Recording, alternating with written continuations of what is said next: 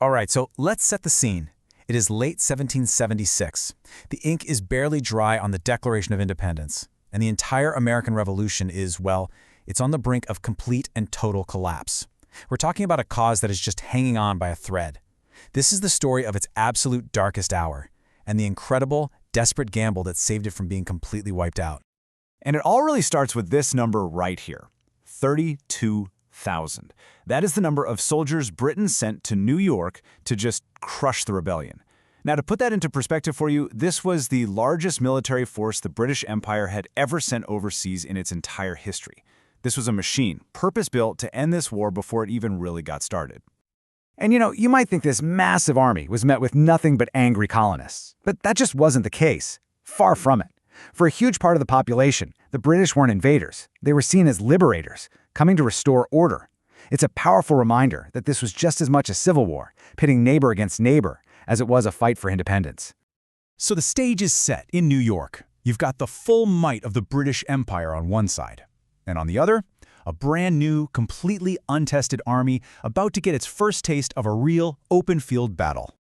And the mismatch, it was just staggering. The British and their German allies, the Hessians, were total professionals. But George Washington's Continental Army, well, it was barely an army at all. Yeah, he had about 20,000 men on paper, but they were undertrained, ill-equipped, and their camps were just ravaged by disease. We're talking typhus, dysentery, guys were deserting left and right. It was a mess. So what happened next wasn't really a battle. It was more like a slow, brutal, 4-month-long dismantling of the American army. The defeats just kept coming, one right after another. It starts in August with the Battle of Long Island, a complete disaster where the Americans get totally outflanked. Then in September, the British take New York City pretty much without a fight because the Continental troops just ran. By October, another loss at White Plains forces another retreat, and then the knockout blow in November, Fort Washington falls, and with it, nearly 3,000 American soldiers are captured. It was just a relentless, catastrophic failure. And the numbers from that very first battle at Long Island, they really tell the whole story. The Americans lost over 2,000 men, killed, wounded, captured. The British, fewer than 400.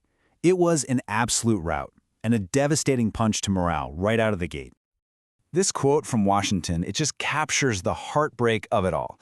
He's on a hill, watching through a spyglass as his absolute best troops, the 1st Maryland Regiment, are sacrificing themselves in a hopeless rearguard action just to buy time for the rest of the army to escape. They were cut to pieces, and all he could do was watch. So after the nightmare in New York, what's left of the Continental Army is fleeing across New Jersey.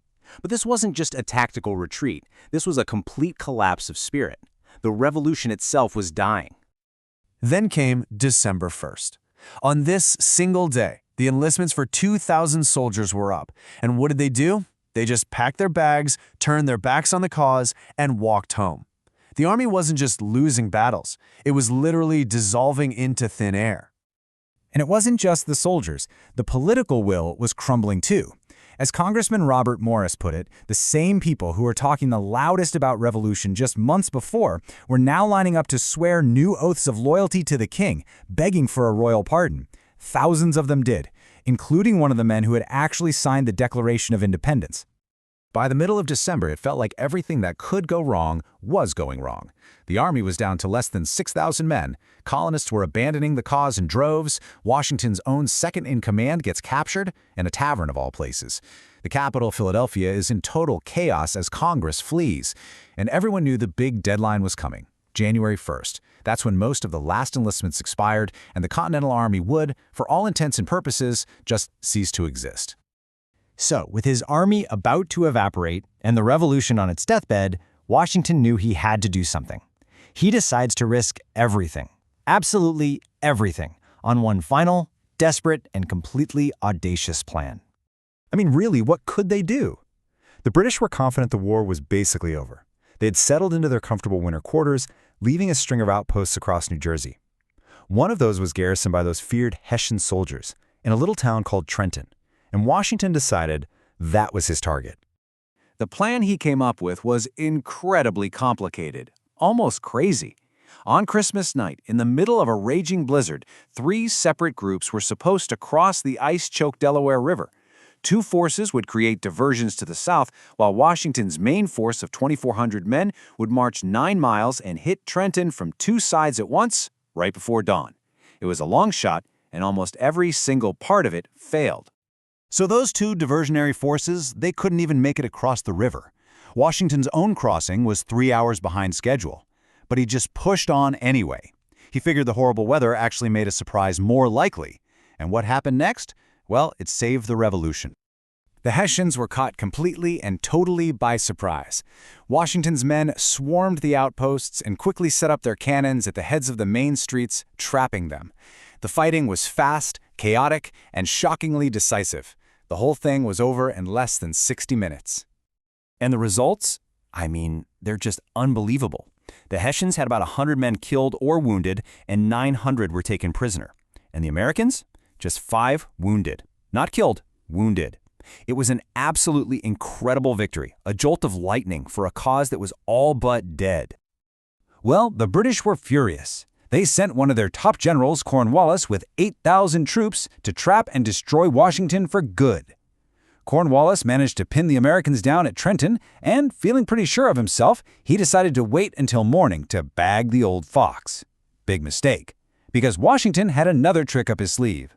He left campfires burning as a decoy to make the British think they were still there, and then slipped his entire army away in the dead of night, marching around the British flank. His new target was the British rearguard, stationed at Princeton. The battle that followed was fierce, and at one point the American line actually started to break, but then Washington himself rode right into the thick of it, rallying his men just yards from the British bayonets. Inspired by that raw courage, they charged and pulled off another stunning victory. So, in the span of just 10 days, Washington had completely flipped the script.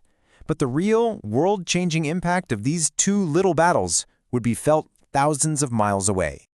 Now this is the key takeaway. Trenton and Princeton did not win the war, not even close. Militarily, they were pretty small fights, but their psychological impact was gigantic. They were that desperately needed ray of hope that brought American morale back from the dead, that convinced soldiers to re-enlist, and that ultimately saved the revolution from completely collapsing that winter. But these victories did something else too. They sent a message across the Atlantic. In the courts of Paris and Madrid, powerful people were watching very closely. And suddenly they saw that, hey, maybe this ragtag Continental Army could actually stand up to the British. So that leaves us with the big question. How would these improbable little victories in New Jersey convince Europe's old empires to jump into the fight and turn a colonial rebellion into a full-blown world war?